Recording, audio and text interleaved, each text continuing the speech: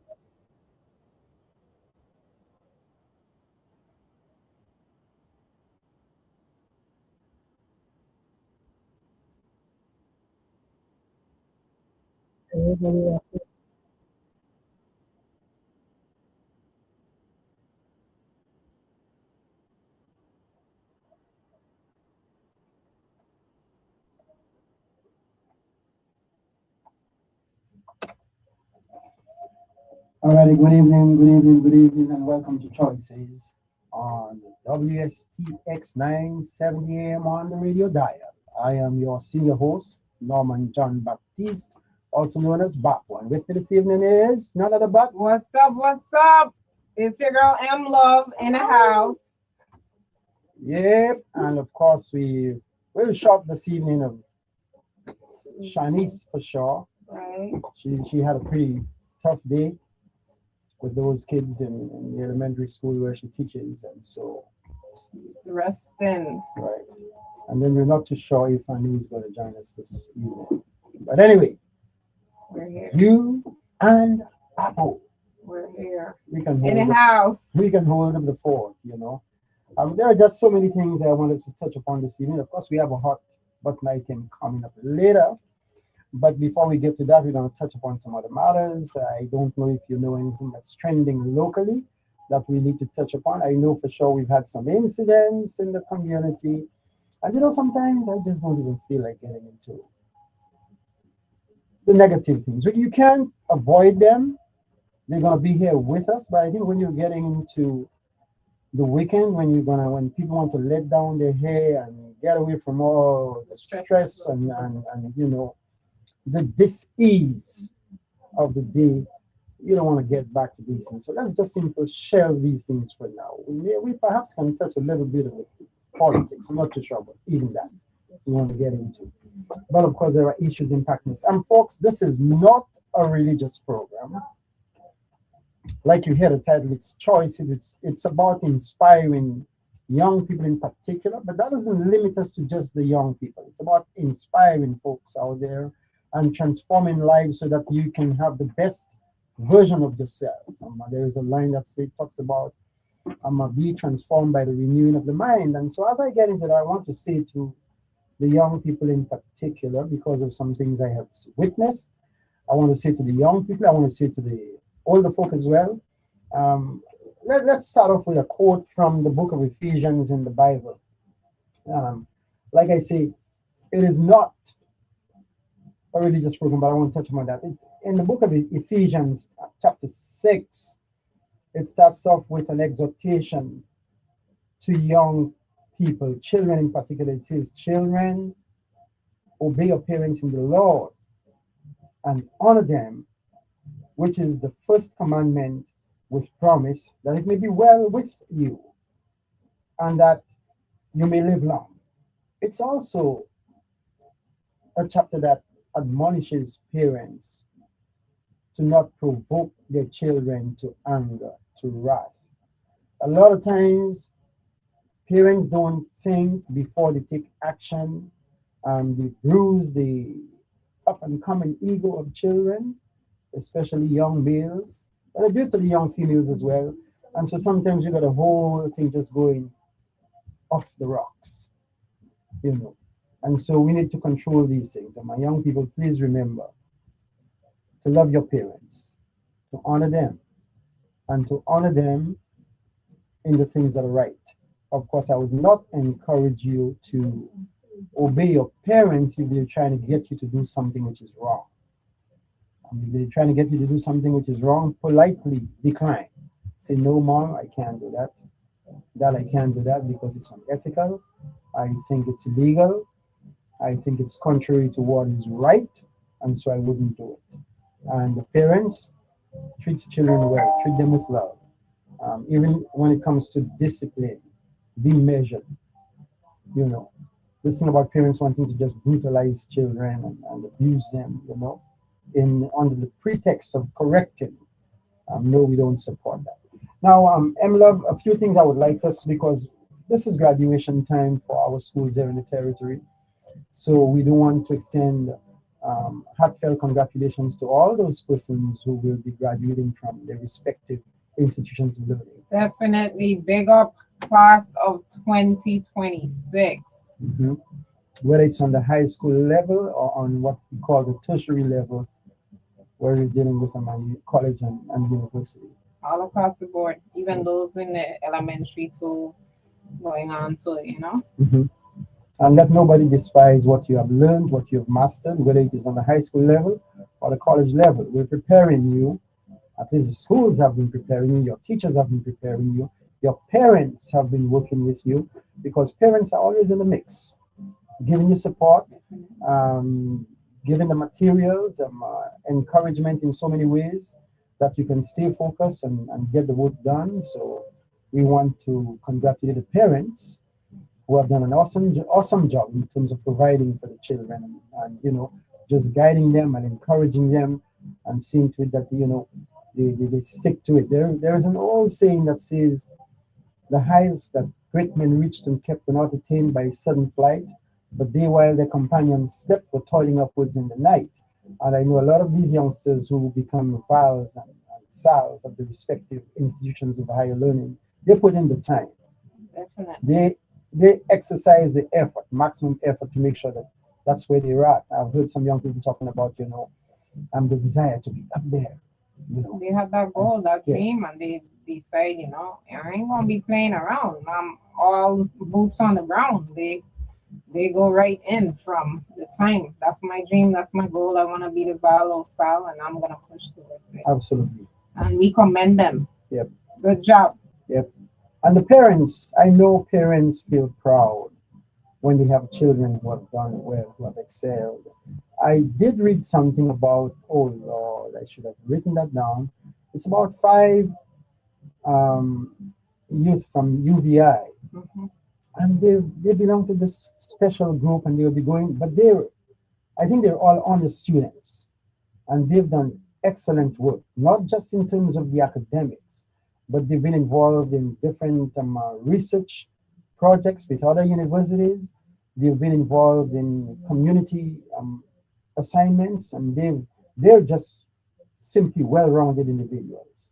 And so they've been honored. They received special mention. I happen to have glimpsed at the email, and I really should have made some notes so that I could have even mentioned them by name and speak about it on the program this evening, but I missed that. But anyway, congratulations to all of them, all those who have excelled, who have done well, who have reached that milestone. And I saw a couple of parents, would you believe it?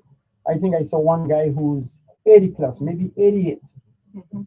just graduating, and they're graduating from high school, they're graduating from programs at universities, college level. And I think, you have to commend people who never give up, who engage in lifelong learning. So again, hats off to all those persons. Now, as we continue, there are a few things I want to touch upon, because those children, they will be graduating from high school, moving on to college. Some right here at home, those on St. Croix, they have the option of going to attending UVI right here on St. Croix. And if they choose to, they don't even have to reside at home, they can reside on campus. We have some who will move from, just for a change of location. They've been on St. Croix all this time. They want to move along, but they don't want to go too far. Mhm. So they will choose to go to UVI in St. Thomas. And you might have vice versa. Um, Students graduating from high schools in St. Thomas wanting to come over to St. Croix to continue. And some will be going on the mainland. And of course, there are pitfalls, there are things to look out for. What can you share from your perspective, because you spent some time on the mainland going to school? I'm certain you had experiences that you perhaps wish that you didn't do certain things. What can you Right. share with young people in terms of, being on guard, being Um, ready to deal with? Definitely. Well, I never had the experience of actually living on a college campus Mm-hmm, and having a roommate. mm-hmm, I did apartment living and then going off to the campus to school. But I've heard stories because I had cousins and fellow classmates that did have that experience mm-hmm, living on campus. mm-hmm, I want to always say be vigilant of your surroundings at all time, even with your own roommate, mm-hmm, because you could be sleeping. I don't want to say it this way, but sleeping with the enemy, mm-hmm, because you don't even know what your roommate could be into that could just end up even costing you your own life. mm-hmm, Young ladies, I want to say to be very careful in terms of going to what do you call it? Fraternity, sorority mm-hmm, parties, those things, mm-hmm, because and I've never done it, but I've heard it's rituals and all kind of different stuff mm-hmm, happens. mm-hmm, And just in terms of even going out with roommates or whomever on the campus to socialize, you get drunk or whatever activities may take place, and then you find yourself in a situation. If you're lucky enough, God have an eye on you, you survive it. Some mm-hmm, of us, we're not that fortunate mm-hmm, and we don't survive it. mm-hmm, So I want to tell them to always keep God first and pray about mm-hmm, everything. When you're leaving to go with friends, always pray. Ask God to guide and protect you. mm-hmm, Sometimes if you're somebody who is deep into spiritual aspects, mm-hmm, you will have the spirit of discernment covering you at all costs. mm-hmm, That will keep you mm-hmm, from engaging with certain people or into certain places that you would find yourself going. You just have that gut feeling that maybe I really should wait this one out tonight. I mm-hmm, don't think I should go. mm-hmm. Well, here is just listening to what you just shared. Let me just add something here. I think most people are familiar with the notion of date assaults. I'm avoiding the use of the following word, but where you go on, where people go on a date, somebody puts something But in the yeah, you drink. could you could you could Yeah. say grape, the grape, All right. Okay. grape So people, you got to be careful in terms of how you not leaving your drinks unattended. One, not taking definitely. drinks from persons that you don't know, etc. Be mindful of people saying they go to a bar to get a drink for you, bring it back to you, so that you don't know the chain of custody in terms of that drink from the bartender to the individual and coming to you. Oh, speaking of that, um, lately in Houston, I've seen some girls, grown girls. I don't know if they're even college um students, but perhaps just females in a whole. Mm-hmm, They said that they have been drugged going mm-hmm, to a certain bar. mm-hmm, I saw the videos running on TikTok saying that they end up in a hospital, and then there's this new thing where there's like the saxophones getting louder mm-hmm, because now you find yourself in a situation. Why are you in the hospital? All mm-hmm, because of that bartender at mm-hmm, that club mm-hmm. putting stuff Something, yeah. into the drinks. Mm-hmm, This is absolutely crazy, mm-hmm, and I could thank God.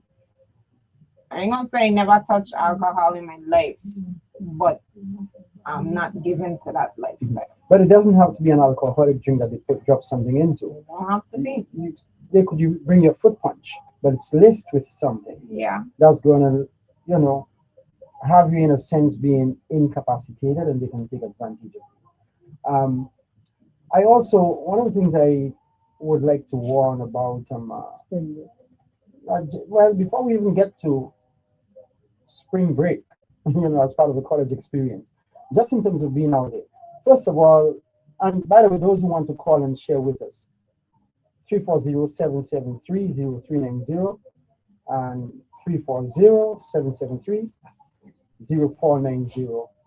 These are the numbers you can call in if you want to share with us, and just give us a word edgewise. But let me just say that one of the things about being out there is that you need to develop a buddy system. You got to have people that you can confide in, who, if you're going somewhere, where you let them know that you're going to a certain place, so that people, if they don't see you, they can carry out, whether it's a welfare check, what have you. Not only that, I just feel like in every female group they have to have that motherly female who she's the designated one who's not a drinker. Mm-hmm. So even though she's out socializing or whatever, Mm-hmm. she doesn't engage in the alcohol drinking, and she's always like the protector Mm-hmm. of the whole group. If she sees somebody going astray, going wrong, like, hey, you can't say that you came with us and you're leaving with this strange man. Who Mm-hmm. is he? Mm-hmm. Huh? You got pull them in, Mm-hmm.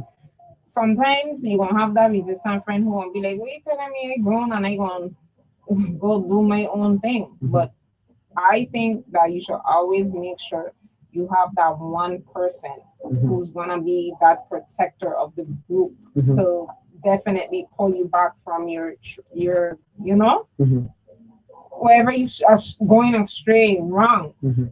You need to have that mother. Another thing is that it's important that the youngsters who go overseas, especially when they go to the mainland, have a routine in terms of maintaining communication with the home base. Definitely. When you're going to call your parents, so that if that call doesn't come in, they know something is off. Something is radically wrong. Hello, caller. Good evening and welcome.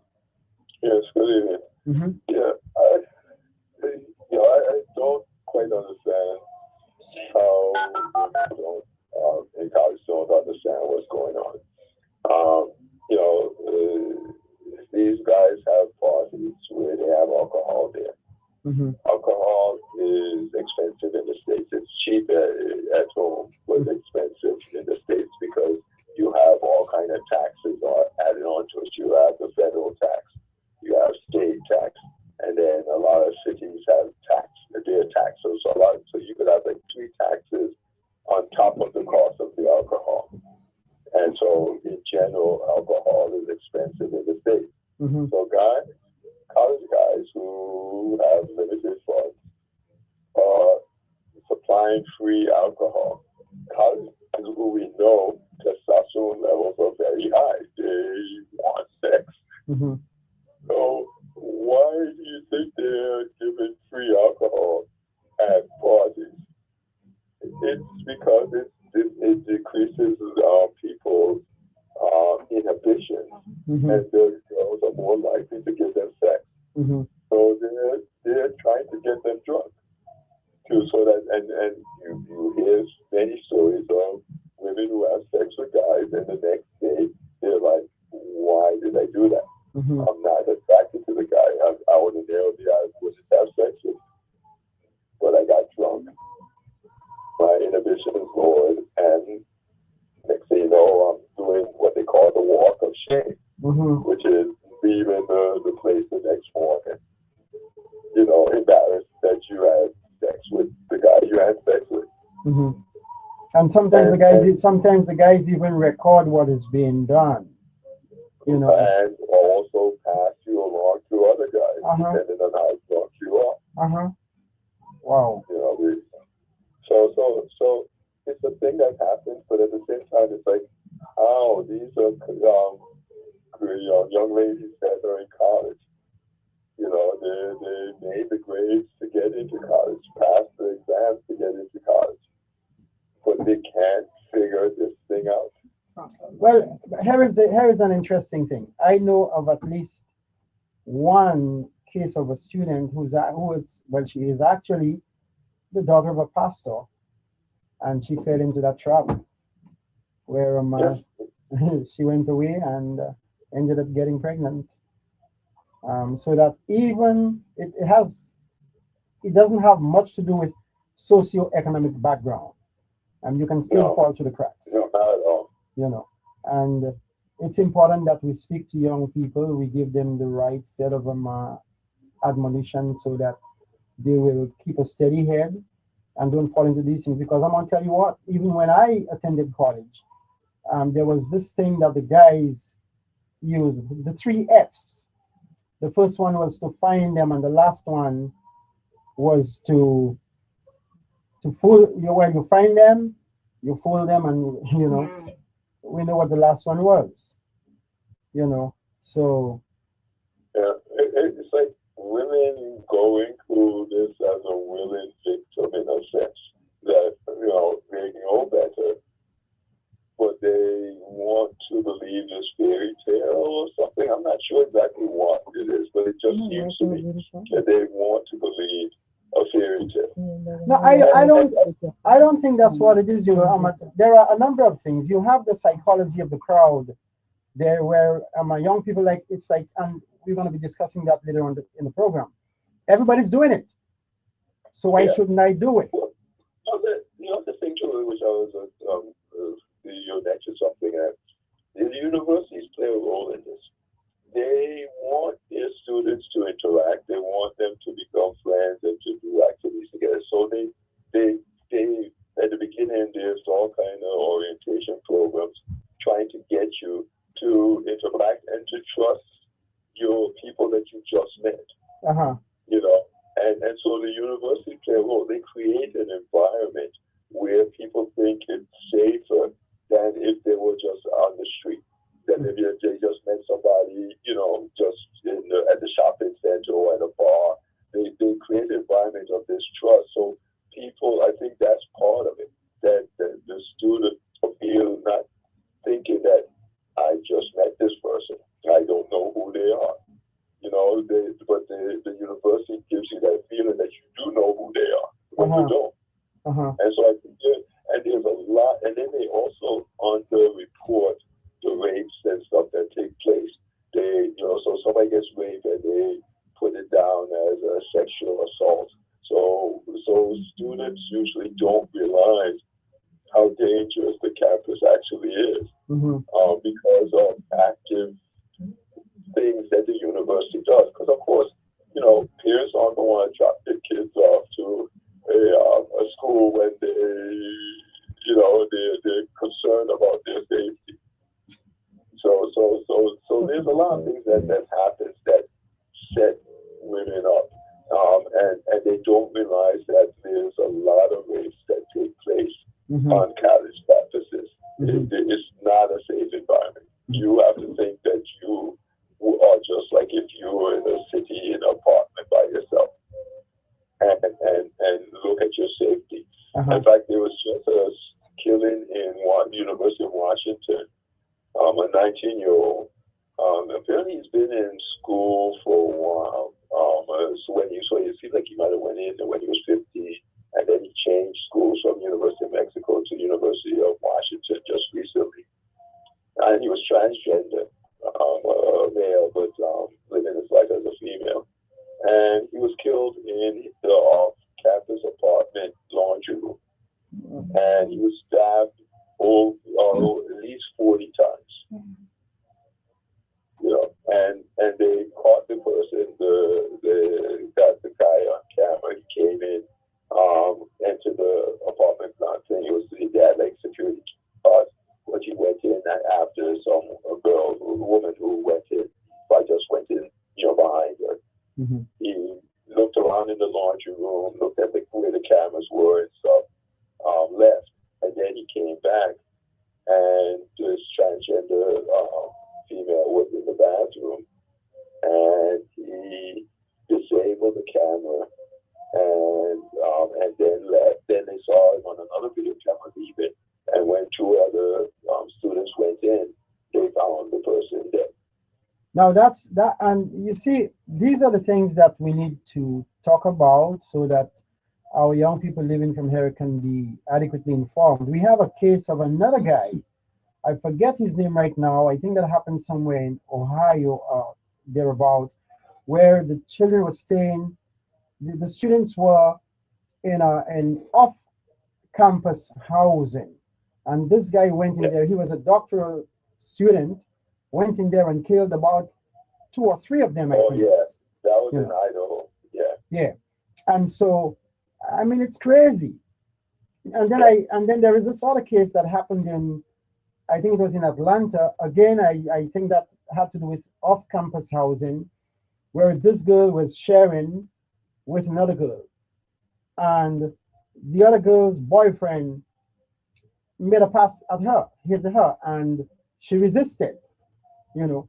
But it turned to a point where that boyfriend actually ended up killing the young lady, and now Yep. she and her, well, he and his girlfriend, sorry, would now get rid of the body. They took the girl's body and went to dump it someplace, but But eventually they caught up with them. I think the girl had warned her roommate, Right, which was supposed to be her so-called friend Right. roommate, about her boyfriend making an advance on her, Yeah. and I guess it went haywire. You know, sometimes you try to tell a friend something and they feel like you're the one who causing the issue right. instead of taking your side Hmm. and seeing that the man is a problem. Hmm. You know, like I need, But the girlfriend gets caught up in the whole thing because now she helps dispose of the body. yeah, after he Yeah. killed her. As one of your guests says, a co-host, that the enemy within. You Yeah. know, Uh-huh. it was friend. And then even the one in Idaho, the house was a number of people rented rooms in the house, Hmm. and they apparently it was known that people would just come and go. Hmm. It was so this guy, the guy you talk about, I don't even think he was in the state. I think he was in a doctorate program for Right. criminal justice Uh-huh. in Uh-huh. another university out of state. I think he was in Washington or Yeah. something like that. Uh-huh. And but apparently he found out and heard that this place was a place that people could just come and go. Hmm. So basically the other roommates and them they made that house unsafe and a target. Hmm. But you see how dangerous that becomes, because here you have a guy Yeah. who's, I think he was about 23, a doctoral student, Yeah. bright guy, you know. And it seemed like he was just trying to see. He thought he was so smart that he could get away with it. Yeah, He studied criminal man. justice, and I think he came to a point where he thought, "Oh, I could get away with murder." Man, this is A lot of people, crazy. you know, not because you out there studying medicine or whatever, feel you get into that don't mean that you cuckoo up here, you know, you got No, some issues, some a medical. criminal mindset is a criminal mindset. It doesn't matter. Well, people have all kinds of backgrounds, all kinds of childhoods. So people grow up with all kinds of different experiences, and some of those experiences makes them want to kill. Hmm. And that's the thing. You can't assume you and the person had. And I always tell young people this. You come from the Virgin Islands, they come from California. You Mhm. have no clue what Different cultures. upbringing they had, what kind of experiences they had. Hmm. You assume they have similar ones to you, but they could be so drastically different. They could have been abused as a child. They could have been abused all throughout, and just come and have now this warped mind, wanting to seek revenge, wanting to have people experience what they experienced. Hmm. So, well, And- so watch this here now. You just pointed out the universities try to encourage socialization, and Right. I'm certain university policy is not to encourage socialization to the detriment of the youth involved. But you try to encourage Right. that. So how do we get our young people to understand the importance of setting boundaries and being Well, to let them realize this is what their university is going to do. uh-huh, But you have to realize you're still in the world.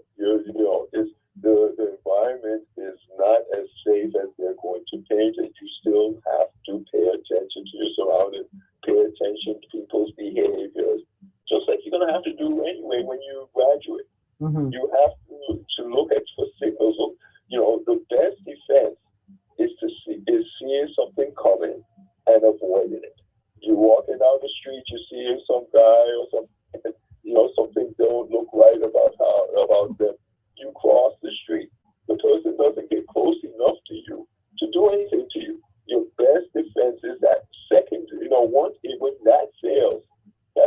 need weapons and martial arts and all kinds of stuff. But before that, your best defense ever is seeing something coming so you can avoid it. And that's what we should be teaching our children. Pay attention to people's behaviors, their characteristics, there's certain things that go along with it. And if you feel, and trust your instinct, if you feel that something just ain't right, you can't put your finger on it. You can't say what it is, but you feel that something just ain't right. Trust that gut instinct and leave. Definitely. Yeah, you're going to say something? 100%. Teaching our children. 100%. I actually had an experience with my neighbor that I met one day at the bus stop going to the campus. And after that, we became a little closer. So one day she told me, hey, girl, she came over and she was like, hey, let's go down to Daytona. Me, I was like, okay, well, let me go for the little drive. It's not too far from where we stay at. So we get down there to Daytona now.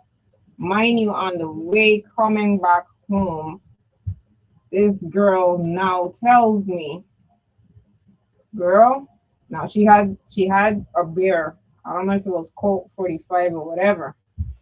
She told me, girl, you gotta drink this. I said, I don't drink that stuff, so I'm not gonna be drinking it. Then she had a blunt and she then threatens to tell me, if you don't hit this blunt, we ain't going back. So we're not going back to where we're from. Now that's Jacksonville. So I'm like, oh Lord. And I'm a very strong-willed individual. I say, well, girl, I know how I'm gonna get home, but I could guarantee you, I ain't drinking that you have there, and I'm not hitting that blunt. So, anyways, God was on my side. We made it back home, and I never in life went anywhere with her again because I'm like, now I'm under pressure. And mind you, I didn't have my license then, and I was not driving, and that's the States. And I'm like, oh Lord, I gotta get home. God, please let me get home with this crazy lady that I decided to go take a leap of faith and go to Daytona with her. That was absolutely insane. Whenever I go places with people, unless I know them for a long time, I always have some alternative way to get home. You know, they walk with money, have some plan or something, because you just don't know. You just met the people, you know, you ain't been around them long enough. And I said, they can be anybody. And you discover, you know, I was in college, I was talking to one older guy and found out that he was an alcoholic, you know, he recovered alcoholic, that he used to drink. He was so bad that he used to drink cough medicine for the alcohol content. Wow. So let me ask you: is there some way that young people can use, because everybody seems to have a social media account nowadays. Everybody's on, whether they're on Snapchat, they're on TikTok, on TikTok, all over. So is there some way young people can conduct research into individuals by checking their... That is, sometimes people post stuff about, you know, bad experiences they've had with this person or that. In fact, there was a company, a website for women to post things about bad experiences with guys. And they would, I think there was some lawsuit, some guys were suing them, so I don't know if it's still up or not. But there are things like that you can, but then on the other flip side of that, that is also what is used to sucker people in. Because people pretend to be whoever they want to be on the internet. Definitely. You aren't around them, you're not think so. A lot of times people think they know a person because they have been communicating with them on one of these social media things. So they think that they've been communicating for months. And so now they think that they know the person, but then a lot of people discover they really have no clue. That person, what they were posting and how they were behaving was not who they were. And some people have died from this. Some people, when they meet up with a person, the person ends up killing them. You know, so it is a double, like everything in life is a double-edged sword. Yeah. It can be positive. You can get information about people, but you can also be deceived by people exactly. On social media. Well, you know what? They just had a recent death, actually, with a young lady. I think she's from New York. She met this guy down in Jamaica, married him, decided to go down into Jamaica, and ain't come back home to New York. That case is running right now on social media. And this is People absolutely believe whoever they want. You're only communicating with them for a short period of time during the day, and you're not around, so they could pretend to be whoever they want to be. I tell people you need to be if you need about at least a month of being around a person almost on a daily basis to get a feel for who they are. Yeah. And usually I find a month, and then I take about another 2 months to make sure to verify. But I always find whatever I find within a month's time is the truth. You know, and then you also have to be willing to accept what you see, which is also a lot of times that happens. People make excuses for people. They see the behavior, they see the negative behavior, but they excuse it away. Sometimes the person excuses it away, but a lot of times it's the other person who's making excuses for that person. It's like, this is what you're seeing. The person is showing you who they are, and they're making excuses for it and say, no, it's not that, it's something else. You know. Well, here is what I would say to parents in the Virgin Islands, to instill in their children, their daughters in particular, but it's true for the boys as well, to instill in them strength of character, number one. And number two, I would encourage parents to have their children exercise mental or mind control, not being reactionary, but being proactive. In other words, don't just let people drag you into things, force you into things, but you have a strong mind that you can set boundaries very early. These are the boundaries. We're not going to intrude into my space too much. When you set boundaries early, I think intruders often get the message. What you need is a self-esteem, a good self-esteem, and that's what unfortunately a lot of us don't have.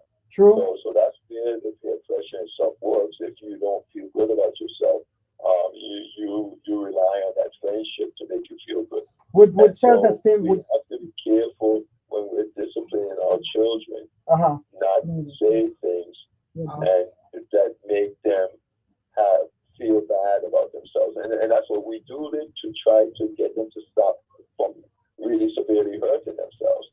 So we think it's okay, but what we don't realize is we're doing damage, and we're setting them up. We're setting them up for the people to be able to manipulate them later on. And that's unfortunately that's where a lot of it comes from the parents. They a lot of times they don't want to spank their children, so they don't spank their children. But the things that they tell their children to get them to behave, I'm like, spanking is so much better than that.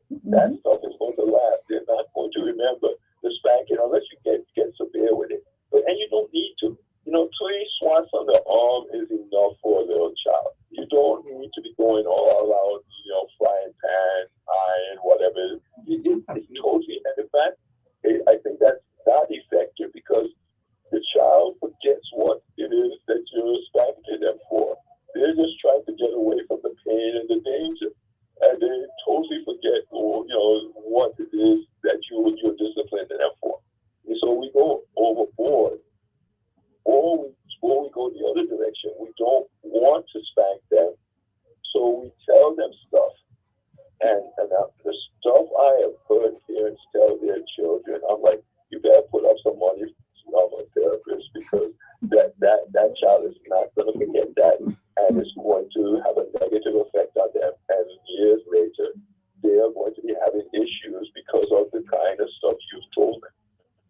let me share a story with all of us, and I hope young people who are following this program will take that one um uh, to heart.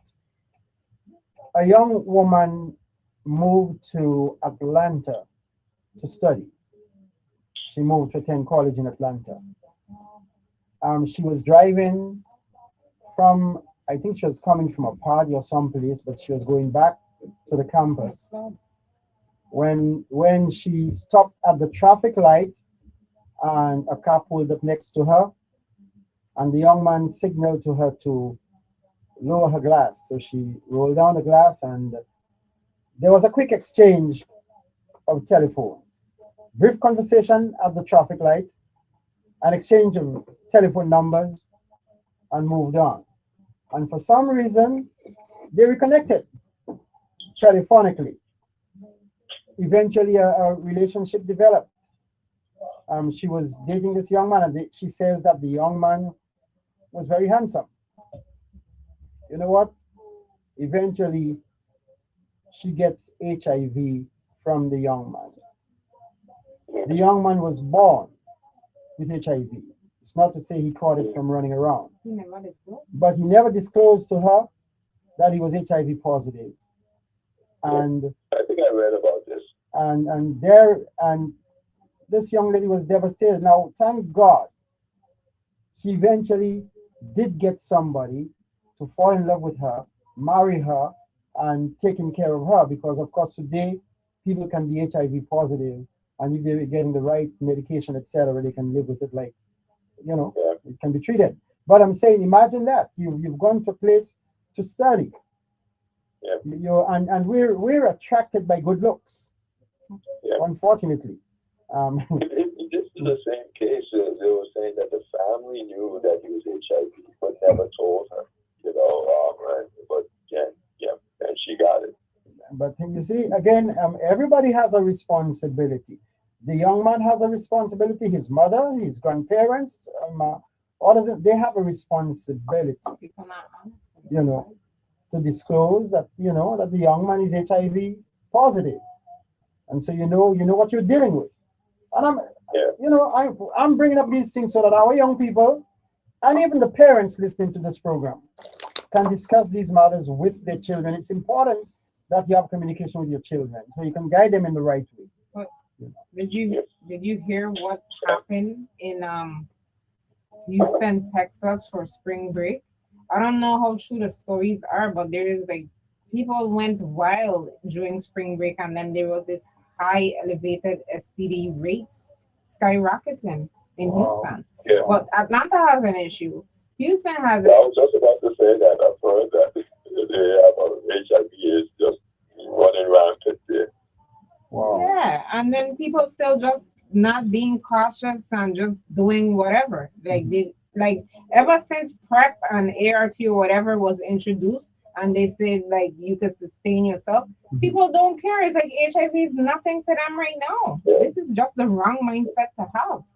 Well, and another thing also that's going throughout the states and probably down here too is HPV virus, the papillomavirus, which can cause cervix cancer and throat cancer. Throat cancer is just skyrocketed in the U.S.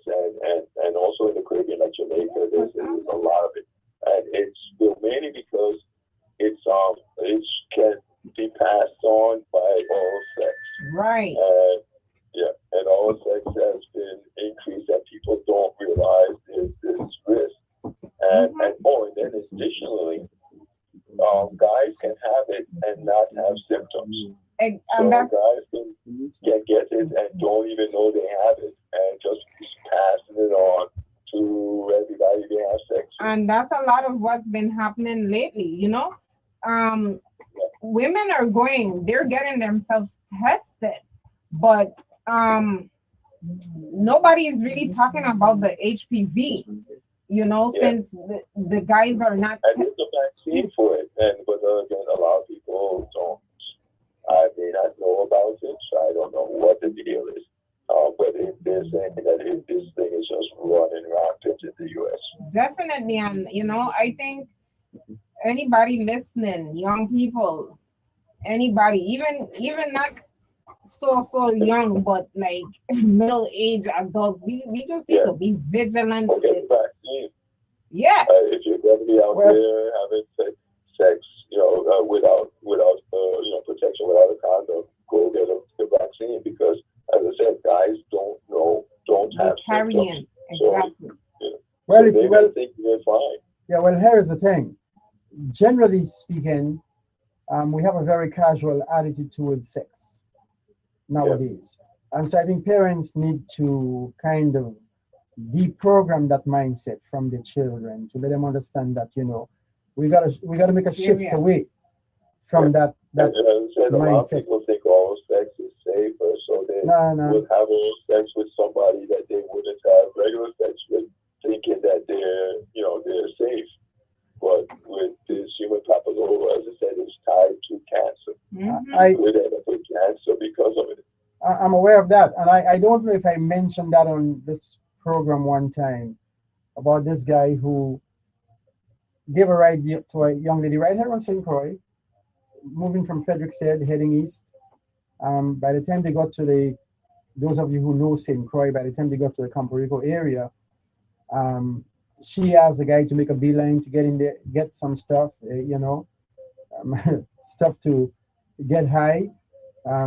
Then after she got high on the thing, she used a beer that she was drinking. Somehow they can shift, mold the beer can into a makeshift pipe, sort of. And she took her drug, and after she took her drug, she wanted to very casual about sex with a guy. And sad thing is that the guy is married. He has a wife and children, but he figured he couldn't pass up on it because this girl was so pretty. He didn't have any condoms in his glove compartment, but he took a chance anyway. Oh, this is crazy. This is the height of irresponsibility, especially Yeah. when you have a family, wife, and children. To just take a chance with somebody you've just met, and simply because she looks good, you're gonna But you get into the also know side. that growing up in something, man, guys to tell other guys that if you have an opportunity to have sex, you're supposed to take it, regardless if you're attracted to the woman or not. That's And absolutely if you insane. don't, it means you're gay. So a lot of guys have sex with women who they don't even. You saying this woman was attractive? She didn't have to be. A lot of them feel that if a woman is willing, you're supposed to have sex with them regardless. Or if you don't, that means you're a homosexual. Well, it's not looking good for us if that's the kind of mindset we're Telling you. embracing in these times. And I often tell people that, St. Croix, in particular in the Virgin Islands, is a very special place. That is the only country, island, territory, whatever you want to call it, the only island I know that has a name after the cross, St. Croix. Every Yeah, every other place you have St. John, St. Thomas, St. Eustatius, St. Lucia, they're named after somebody, but St. Croix right. stands different in having a name after the cross. The other thing I learned about St. Croix is that St. Croix sits on a shelf that's not exactly a part of the chain of the islands. So St. Croix is a very unique island, has a very unique history in terms of the seven flags that were flown over this island, especially when you look into these flags, what countries they represented, or what, for lack of a better word, what other organization at least one of them represented. So very, very special island Yeah, in the yeah, Caribbean, and we can become a beacon, so we can shed light to the rest of the Caribbean islands, the broader region. And I'm going to tell you something. There was a time when St. Croix sat sort of like on the cutting edge of developments, and we lost it. We yeah. lost it. We need to regain that. We need to move to One of regain the, that. there was, the other thing I was wanted to talk about is that they came out talking about an article this week saying that the students' performances in the U.S. is been basically has been deteriorating, and has been, they were, the last time they were this bad was back in 1990, and so, and this was even before the pandemic, things were going downhill in reading and math. The pandemic just, it accelerated it, but it was already going downhill. And so they were talking about, the reading comprehension and how that has just plummeted. And so I was like, the thought came to me. I was like, well, how? And they were saying that if if a child isn't reading by the third grade, there's going to be problems because from you learn to read from kindergarten to third, but then from third to 12, you read to learn. You need to be able to read to learn your material. And so, but then the thought came to me. I was like, but how difficult is it to read? So they were talking about like phonics and that can help, but I was like, you don't really need to sound out a word to read. You need to be able to recognize the word and know what that word, the meaning to that. And so then it hit me. It's vocabulary. That's the problem. Our children don't have the vocabulary they need by the third grade. And then I'm like, well, it's not too surprising. When's the last time you saw a dictionary? When's the last time you saw a child with a dictionary? And then even more so, most of the words I know, I didn't get from the dictionary. I got from how I heard people using the word, the context of within the conversation. And that's how, and that's how most people get it. But then when you listen to people talk, especially adults, we use words incorrectly a lot. True. And so if the children are listening to us, they walk away with the wrong understanding, definition of a word. And so now they're taking a reading comprehension exam, and they see the word, and they apply the wrong definition to the word. What is the odds that they're going to get the answer right? It's relatively low. And that's the thing. We need to start. Adults need to start verifying the definitions of words they use, and not the casual. So, like I was telling a student about, one of the persons like their late 20s, and they were, but they're still in grad school. And so I was telling them about this, and they were like, and I was like, for example, the word racism and discrimination, people mix them up. And I was telling, so the person was saying, how we came up with the person was saying, black people can't be racist. And I've heard this many a times, and it's totally false. And I told the person, no, they can be. And I was telling that racism is the belief that your race is superior to other people's races. So you could believe that. And if you believe that, you're racist. But you may not have the ability to act on it. And acting on it is what discrimination is about. When you act on your racist belief, you discriminate. But racism is a learned behavior.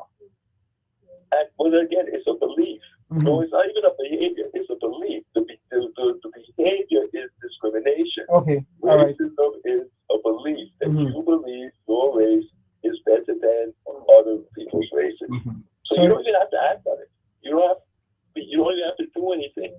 If you believe that, then by definition, that's not like, so the person that Googled it and went got the AI, and I was like, no, that's not the real definition. That's the popular definition. All right. If you go now look in the dictionary, dictionary things that come up, and you will see it's not the same. The dictionary definition is the belief. Let's break it down. Let's see how it comes about. How because the way how I see it, I don't see racism in innocent children. So how do people come around being racist?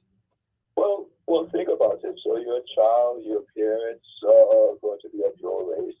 Uh-huh. A lot of times, most of the people adults you interact are going to be of your race if you're living in a community, and so you are going to eventually come. You don't have it immediately, but as time goes on, you will naturally think that people who look like you are superior to other people Mm-hmm.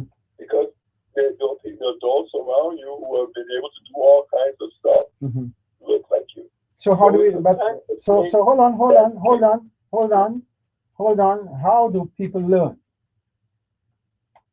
Well, I don't even think it's a thing that you have to be taught. I think it's a thing that you can naturally come to that You thought that your race, people like, and in fact, and I hear what you it's I hear what you're saying here, but what I'm looking at is that we learn through imitation. We we we learn by imitation. right, right. Yeah.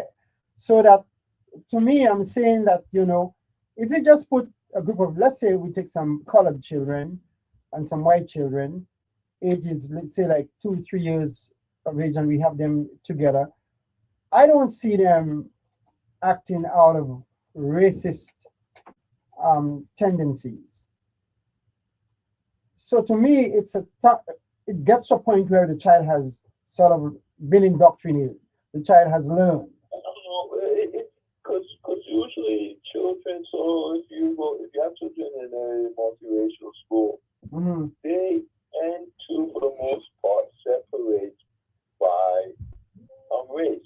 You have some exceptions. Uh-huh. So you'll have some friendships between a white and black or Hispanic or whatever. But Uh-huh. the majority tend to stick to people who look like them. All right. And Okay. that is not totally crazy because think about five senses. We experience the world through our five senses: Mm-hmm. smell, touch, sight, hearing, and I forgot the fifth one. But in Mm-hmm. any case, that's how we experience the world. Mm-hmm. And of those five, sight is the one you can do from the farthest distance. Mm-hmm. Hearing your sound, you have to get closer. Touch, you definitely have to be beyond the thing. Sight, you can do from 500 feet, 600 feet, 800 feet away. You Mm-hmm. can use sight. So sight is the one we use the most, and sight is the one we also use to keep ourselves safe. You can see the saber-toothed tiger coming. If you can see that, you can start running away. All right. So we rely on sight for many of our judgments. All right. And so it would make sense that we also going to look at a person's characteristics. And Uh-huh. if that person's characteristics is similar to my mother and father's characteristics, then I'm going to be more inclined to trust that person right away compared to the person whose characteristics are different. I hear that. I hear that. So, All right. yeah. All righty. Okay, I want to introduce another segment, so let me just go ahead and do that. All right. And thanks for calling and sharing. Thank No you. problem. Okay, bye. All right. Before we get into that introduction, I want to mention something so that folks out there who may know a little about that can share with us. I found out that there is a child suffering from a vision problem that's called macular dystrophy. That's the first time I'm hearing that. It's called macular dystrophy. And apparently I'm being told that it is something genetic. There is no treatment for it. But because I'm a person, I try to look at them alternative approaches to our health issues. I'm trying to find out if anybody is familiar with that, because outside of the established conventional medical practices, we have persons who they engage in, how you call it, Mandy? The other, what's it? Alternative approaches, etc. You guys got me stumbling this evening. But anyway, whatever. So if anybody knows about these things, because I'm trying to see how I can, share information with the parents. If anybody knows about macular dystrophy, which is a vision problem, and I understand it's genetic and there is no treatment for it, but I know that there are alternative things, because adults suffer from what you call macular degeneration. Right. And we were told that if they use lutein and zeaxanthin and all these other astaxanthin and what have you, these things can help with macular degeneration. So if anybody is familiar with the concept of macular dystrophy and you have some alternative approaches to that, please share with us so that we can share with that family so they can deal with that. I just wanted to share that. And I want to just, before we get into the real hot item, and for those who want to call, don't forget the numbers 773-03900. Jesus, Lord have mercy. 773-0490. 773-0390 or 773-0490. All right, thanks, Mandy, Love. Let me just try and get this going before we get into the other segment.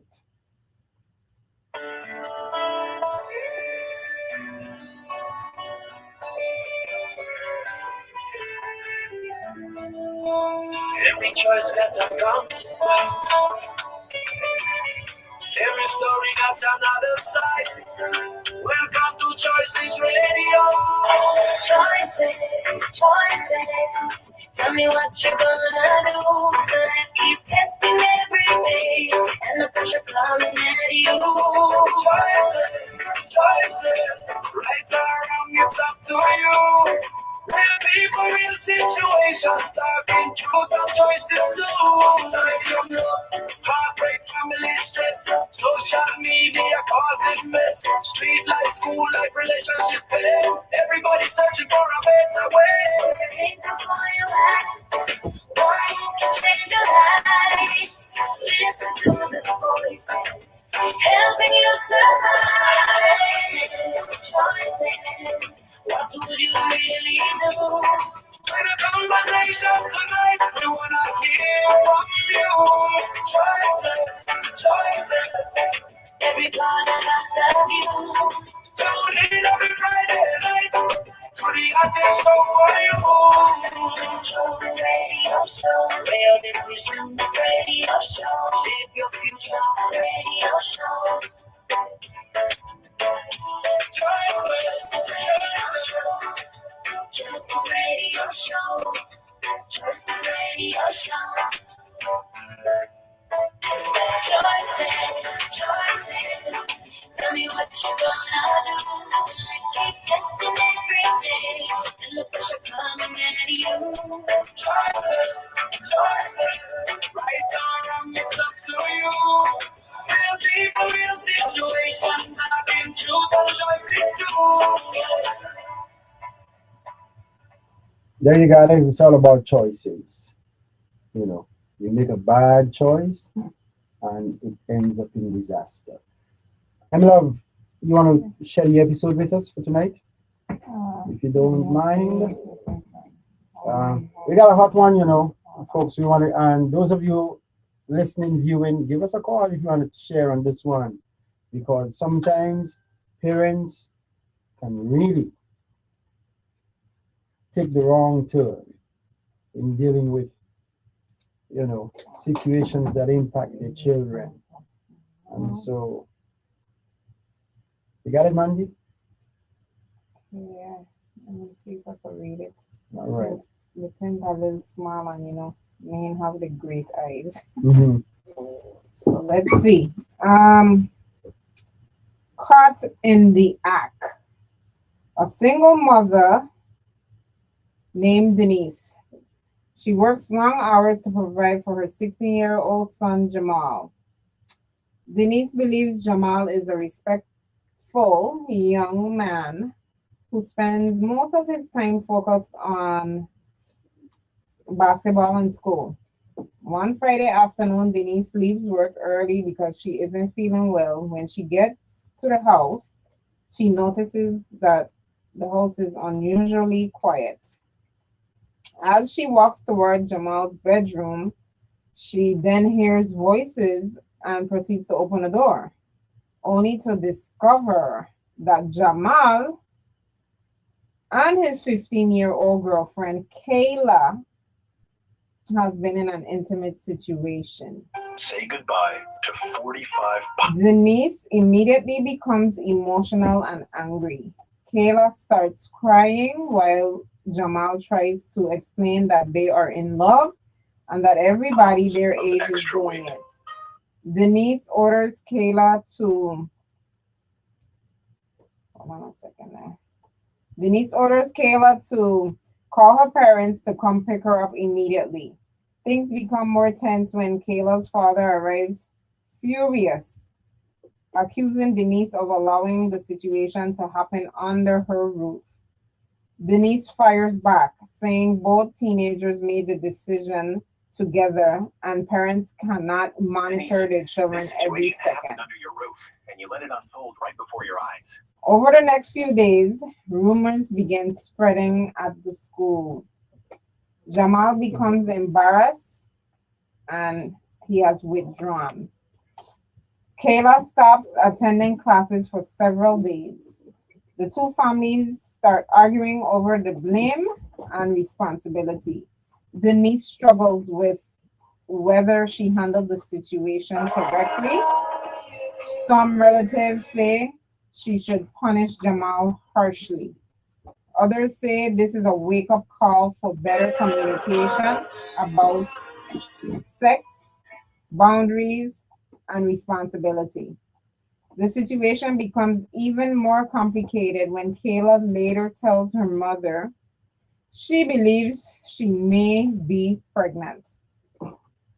Mhm.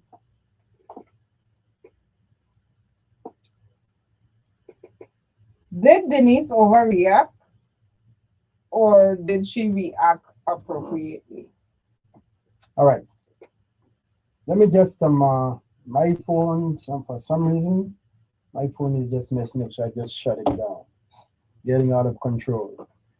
Anyway, let's get into this thing now. Hey, folks, this is a scenario. A mother comes home and finds a 16-year-old son. The mother happened to have left work. I'm just paraphrasing the whole thing. She left work early to go home. She gets home and the house is unusually quiet.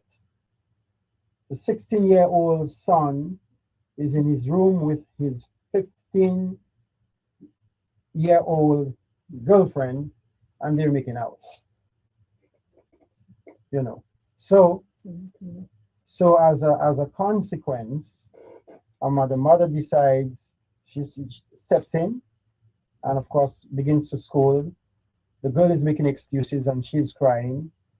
But the mother now decides to call the girl's parents to come over to get her. And of course, once the parents get there, the parents get into an entanglement of melee where they want to blame Jamal's mother for not training her son in the right way. So now they're shifting all the blame to Jamal's mother and not wanting to blame themselves for not exercising discipline where their daughter is concerned, the 15-year-old daughter, and to have given her the right instructions in terms of sex education and what have you. So, who's at fault here? Did Jamal's mother mishandle the situation? Emla, what's your take on that? Let me see, because they said, did she call Kayla's dad? Let's see. Yeah, what's call them happening. to Okay, come and so get. she got, according to what was said, she became emotional and angry. Now, they didn't say what her anger was. Did she have an outrage? Did she? She was upset. Okay, yeah. That's why she decided to call the girl's parents. Right. And come get your daughter. You know. And I have my take on that. I think she mishandled the situation. But once the girl's parents got over, the girl's father now, he's mad. He gets into something where he's now blaming the boy's mother, Denise. Yeah. Saying that she's the one who has an attitude of being overly permissive and allowing her son to engage in that kind of behavior. The girl's father, Kayla's father, is wrong for taking that approach. And Jamal's mother has mishandled the situation. That's my take. She shouldn't have abused the girl. If I get home, But did they say that she abused the girl? no, but she the way how she reacted, the girl began crying. She scolded her. Because she scolded the girl for being in bed With her son. with her son. So I'm saying, my question is, did Denise act properly? You come Perhaps home. she didn't, but some parents gonna say she did. No, There's some moms, they're gonna get bent out of shape when they see some young lady at their house engaged in sexual activity with their son. They're gonna start so let me ask you mad. something. So listen to me now. Mhm. My neighbor's daughter comes over to my house with my son to get involved intimately. I can't blame my neighbor's daughter. Somebody invited her over, and that person is my son. I got to deal with my son before I even deal with the young lady. He's out of place. Both of them You was being fast. They were being teenagers. So how are they being fast if they're teenagers? Well, that's why I We said just both of had a them. discussion with a brother who called in and spoke about hormones. That's what I'm in saying. young people. So We got to they- teach. they- We're supposed to be teaching our young people how to conduct themselves and how to control the hormones that they but have raging in them. sometimes you could talk to the young people and tell them everything from point A to point B, and they just decide to be experimental scientists, and they're gonna do what they gotta do. When they're gonna do it, they don't care. They're gonna do it. The only problem, Scientists. the only escalation I see here that is justified, if I may, is when there is a suspicion that the girl may be pregnant. That's an issue. Yeah. That becomes an issue. But until we get to that, the mother, Denise, has overreacted. Denise could have, she being a female, she could have actually talked to the young lady aside from her son. She could have choose the route and tell her the ins and outs. You can't talk to one without the other. They inform the parent will sit. First of all, there is no reason to panic. You come into the house, you find your son in bed with a teenage girl. They're both underage, as a matter of fact. One is 16, the other one is 15. You pull them up. Listen, you guys go ahead and get dressed. And then you put them to sit. And you have a discussion with them in terms of what they've done, which is not appropriate. You don't make the young lady feel bad. You don't even make your son feel bad, as far as I'm concerned. No reason to shame them in any way.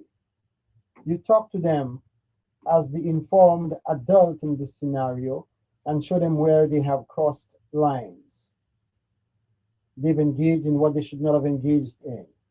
First off, maybe that's a good point to have a bit of sex education. That if for any reason you're going to engage in this kind of behavior, then protection must be in place. But abstinence first. You abstain.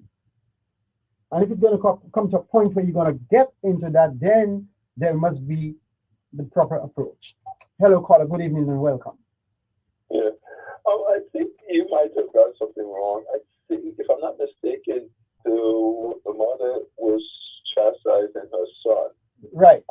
When and then the girlfriend got emotional. I guess she was hearing what she was telling her son and started to feel bad about the situation and got emotional. I don't think she had addressed the girlfriend. But in any case, even addressing the son, as you say, that she probably shouldn't have done it at that moment. And she kind of was trying to gather the horses close the barn door after the horses got out. You have a teenage son. There's a decent chance, and he has a girlfriend. There's a decent chance that this is going to happen. I mean, hormones, as you said, and everything, So as a parent, we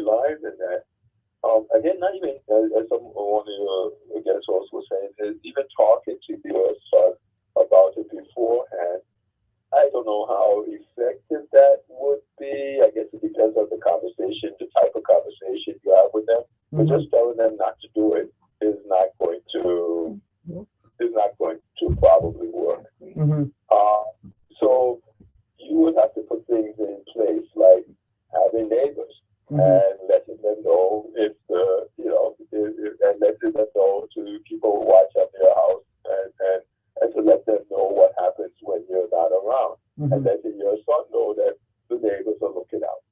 Or even nowadays you have these security things like ring cameras and all that kind of stuff. So there's things you can do to put in place to make it less likely. You can't totally cut 100% not make it not happen.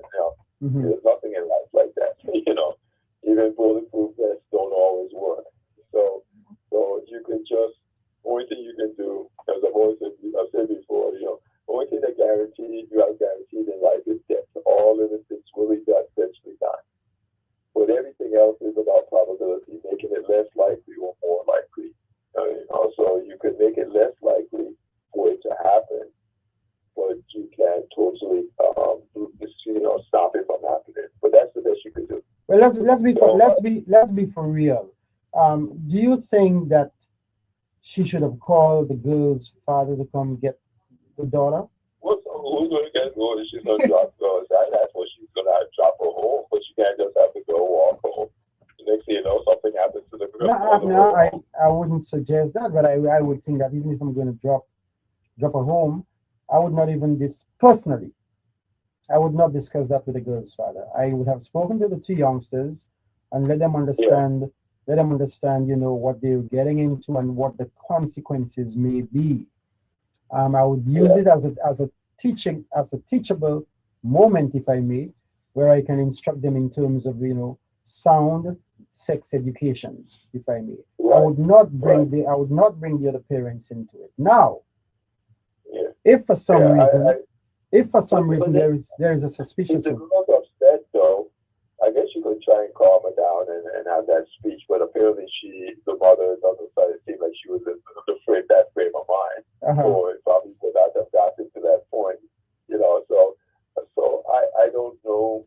Yeah, I don't think I would have told the father because it comes off as now you're accusing the girl of exactly the whole thing. When exactly. You do that, the father, most parents would take it as that you are now trying to put the blame on their child. And so yeah, that would. Parents do that. Parents have a tendency, especially mothers, wanting to protect their sons and think it's a young woman who seduced your son and got your son into this kind of situation, and they want to make the young lady feel bad. I don't support this kind of thing. You follow? Let me hear that. No, hello, caller. I must have missed the caller. We must have missed the caller. Oh, he got cut off? Yeah. But here is, let me see what's happening here. Hello? He went down. All right. For some reason we missed you. You got cut off. I don't know what happened here. But anyway, I'm saying that, parents need to learn to exercise calm under pressure. When you're raising children, you're training children. You can't just, fly off the radar. Yeah, not the radar. You're flying off the hook and just trying to shame people and make believe that it's the young lady who somehow has brought your son into that situation. How come he didn't go to the girl's parents' house? Well, let me tell you, some of these teenagers today, I don't even know how I would approach them in that situation because there is not an easy kettle of fish to deal with. Let me see what's happening here with this call. I'm telling you. Hello, caller. Yeah. Somehow we I don't know what happened, but we lost you. But go ahead now. Yeah. But you're correct on it. The mother, I guess, got all emotional and apparently was being unrealistic. You have a 16-year-old son,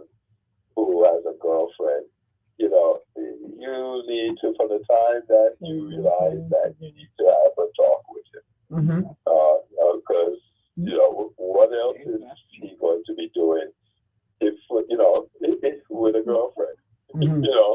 I mean, 16-year-old. Let's face it. What does a 16-year-old boy have in common with a 16-year-old girl? They guys and girls, they're not into the same things. The guy might be into sports and that kind of stuff. He's not getting a girlfriend to go play basketball with. There is sexual attraction. Yeah. Or it wouldn't be his girlfriend; it would just be a friend. That's interesting. I So, didn't see it that way. I thought that, a 16-year-old in high school, having a 15-year-old girlfriend. Of course, they would sometimes sit on the bleachers together, share a meal. And if they both play basketball, I can see them going to the basketball court and running some ball. I can see them doing some things in common.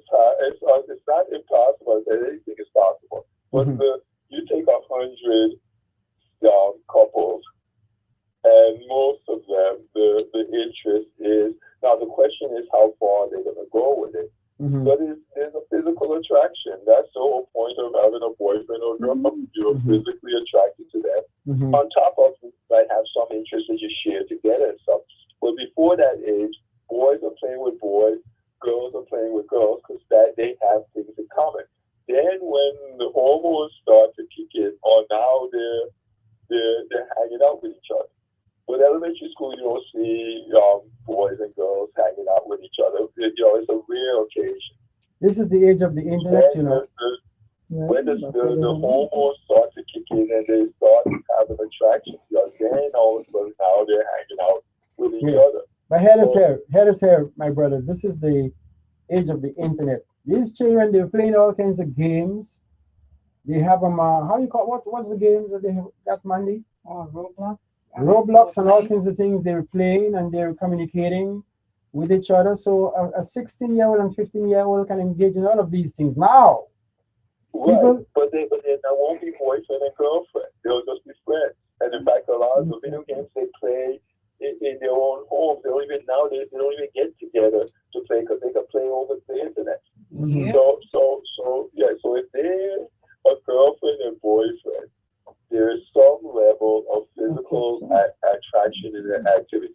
There's very least putting hands, hugging, kissing. There is some kind of a thing. So you, as a parent, you know your child has a boyfriend or a girlfriend. That you need to sit down and have a discussion with them, and that's it. So she waited, as I said, she wanted to close the barn doors after the horses had left the barn. She should have dealt with it from the time she knew he had a girlfriend. That's the time. If you haven't sat down and talked, and even if you have, is to have a talk to remind him and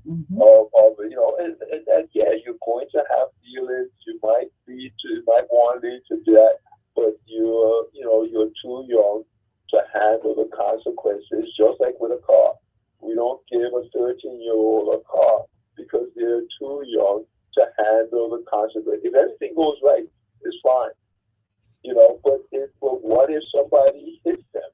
Not that they hit somebody, but somebody hits them, or somebody does something crazy in front of them. They don't have the capabilities to handle when things go off the rail, when things don't go as planned. Let me give you guys the flip side to that. First off, I want to just remind all of us who have been in the Virgin Islands for quite some time that there was a time when if Hispanic parents came across teenagers engaging intimately, usually the parents, the two families came together, and next thing you knew, them youngsters were getting married.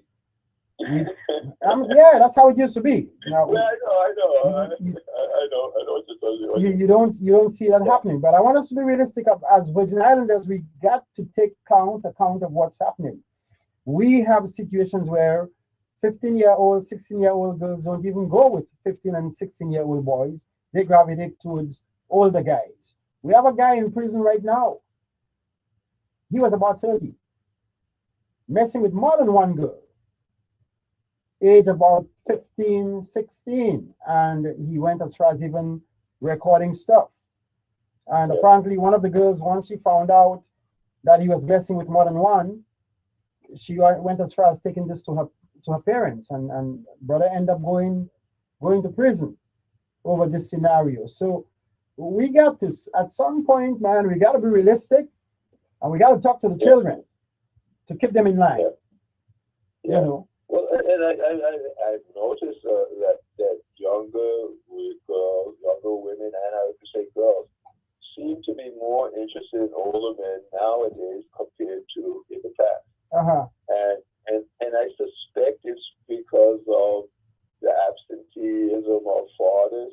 Even the fathers that are in the house, a lot of times are not paying attention to. So when I talk about absenteeism, I'm not even just talking about physically, I'm talking about mentally too.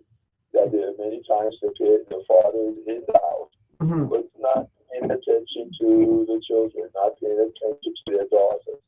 And so the daughters now are starved for male attention.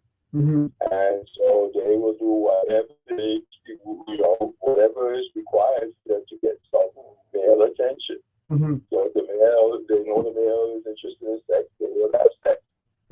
So, but again, if the fathers were being attentive to their daughters, spending time with them, talking to them, they would be filled with that, and they wouldn't be, out there seeking male attention as much. All right. So and that's one factor. Of course, there's multiple reasons for everything. All right. But I think that's where you see the increase. All right. They